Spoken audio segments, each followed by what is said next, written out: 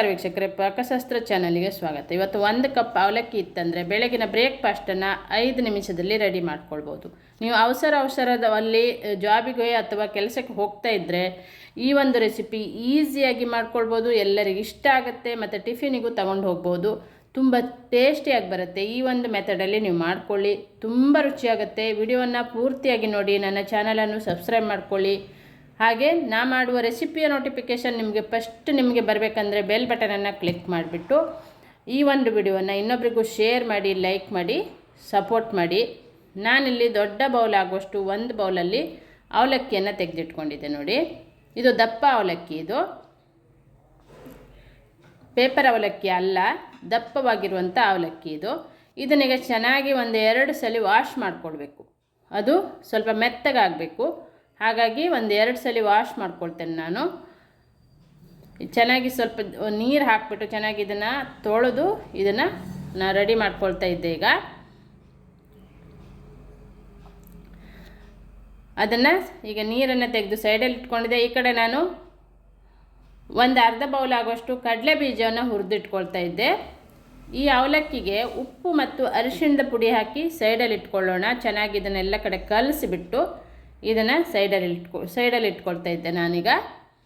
ರುಚಿಗೆ ತಕ್ಕಷ್ಟು ಉಪ್ಪು ಮತ್ತು 1/4 ಚಮಚ ಆಗೋಷ್ಟು ಅರಿಶಿಣದ ಹುಡಿ ಹಾಕಿದೆ. ಇದನ್ನು ಕಲಸಿ ಸೈಡಲ್ಲಿ ಇಟ್ಟಿದ್ದೆ ನೋಡಿ.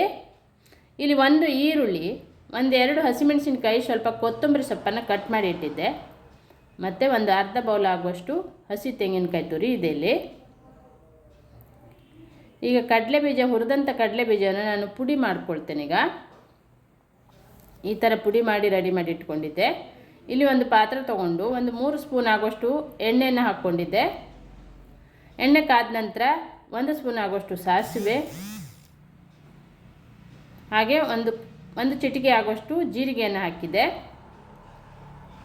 ನಂತರ ನಾನು ಹುರಿದು ಕಡಲೆಬೀಜನ ಪುಡಿ ಮಾಡಿದ್ದೆ. ಇಲ್ಲೂ ಒಂದು ಸ್ವಲ್ಪ ಕಡಲೆಬೀಜವನ್ನು ಹಾಕ್ಕೊಳ್ತಾ ಇದ್ದೆ. 1 ಸ್ಪೂನ್ ಆಗುವಷ್ಟು ಉದ್ದಿನಬೇಳೆನೂ ಕೂಡ ಹಾಕಿದ್ದೆ. ಚೆನ್ನಾಗಿ ಇದನ್ನು ಫ್ರೈ ಮಾಡಿಕೊಂಡು 1 ಒಣಮೆಣಸಿನ್ಕಾಯನ್ನು ಹಾಕ್ಕೊಳ್ಬೇಕು. ಹಾಗೆ ಜಜ್ಜಿಟ್ಟಂಥ ಬೆಳ್ಳುಳ್ಳಿಯನ್ನು ಹಾಕ್ಕೊಳ್ಳೋಣ. ಮತ್ತು ಸ್ವಲ್ಪ ಕರಿಬೇವನ್ನು ಹಾಕಿದ್ದೆ. ಈಗ ಈರುಳ್ಳಿಯನ್ನು ಹಾಕ್ಕೊಂಡು ಚೆನ್ನಾಗಿ ಇದನ್ನು ಫ್ರೈ ಮಾಡ್ಕೊಳ್ಬೇಕು.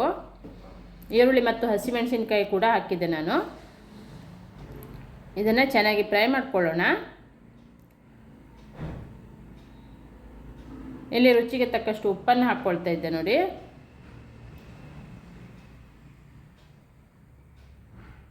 ಈರುಳ್ಳಿ ಚೆನ್ನಾಗಿ ಮೆತ್ತಗಾಗಬೇಕು. ತುಂಬ ರುಚಿಯಾಗಿ ಬರುತ್ತೆ ಮತ್ತು ಪಟ್ಟಂತ ಮಾಡ್ಕೊಳ್ಬೋದು. ಇದನ್ನು 5 ನಿಮಿಷದಲ್ಲಿ ಅವಲಕ್ಕಿ ರೆಸಿಪಿ ರೆಡಿಯಾಗುತ್ತೆ. ಈಗ ನೆನೆಸಿ ಇಟ್ಕೊಂಡಂಥ ಅವಲಕ್ಕಿಯನ್ನು ಹಾಕ್ಕೊಳ್ತಾ ಇದ್ದೆ ನಾನು. ಚೆನ್ನಾಗಿ ಇದನ್ನು ಮಿಕ್ಸ್ ಮಾಡಿಕೊಂಡು ಈಗ ಅರ್ಧ ಬೌಲ್ ಆಗುವಷ್ಟು ಹಸಿ ತೆಂಗಿನಕಾಯಿ ತುರಿಯನ್ನು ಹಾಕಿದ್ದೆ. ಹಾಗೆ ಪುಡಿ ಮಾಡಿ ಇಟ್ಕೊಂಡಂಥ ಕಡಲೆ ಬೀಜದ ಪುಡಿಯನ್ನು ಹಾಕಿದ್ದೆ ನಾನು. ಎಲ್ಲವನ್ನು ಈಗ ಚೆನ್ನಾಗಿ ಇದನ್ನು ಮಿಕ್ಸ್ ಮಾಡಿಕೊಳ್ಳೋಣ. ನಾವು ಕಡಲೆ ಬೀಜವನ್ನು ಪುಡಿ ಮಾಡಿ ಹಾಕೋದ್ರಿಂದ ಟೇಸ್ಟು ಸೂಪರಾಗಿ ಬರುತ್ತೆ. ಹುರಿದು ಹಾಕಿದಾಗ ಬಾಯಿಗೆ ಒಂದೊಂದು ಸಿಕ್ಕಾಗಲೂ ಚೆನ್ನಾಗಾಗುತ್ತೆ. ಒಮ್ಮೆ ನೀವು ಟ್ರೈ ಮಾಡ್ಕೊಳ್ಳಿ, ತುಂಬ ಟೇಸ್ಟಿಯಾಗಿ ಬರುತ್ತೆ ಮತ್ತು ಎಲ್ಲರಿಗೂ ಇಷ್ಟ ಆಗುತ್ತೆ ಈ ರೆಸಿಪಿನೂ ಕೂಡ. ಅವಲಕ್ಕಿ ಇಷ್ಟನೇ ಇಲ್ಲ ಅನ್ನೋರಿದ್ರೂ ಈ ಥರ ಒಂದು ರೆಸಿಪಿ ಮಾಡಿಕೊಟ್ರೆ ಎಲ್ಲರಿಗೂ ಇಷ್ಟ ಆಗುತ್ತೆ. ನೋಡಿದ್ರಲ್ಲ ಎಷ್ಟು ಸಿಂಪಲ್ಲಾಗಿ ಈಸಿಯಾಗಿ ಬೆಳಗಿನ ಬ್ರೇಕ್ಫಾಸ್ಟನ್ನು ಮಾಡ್ಕೊಳ್ಬೋದು. ಲಾಸ್ಟಲ್ಲಿ ಸ್ವಲ್ಪ ಕೊತ್ತಂಬರಿ ಸೊಪ್ಪನ್ನು ಹಾಕಿದ್ದೆ ನಾನು.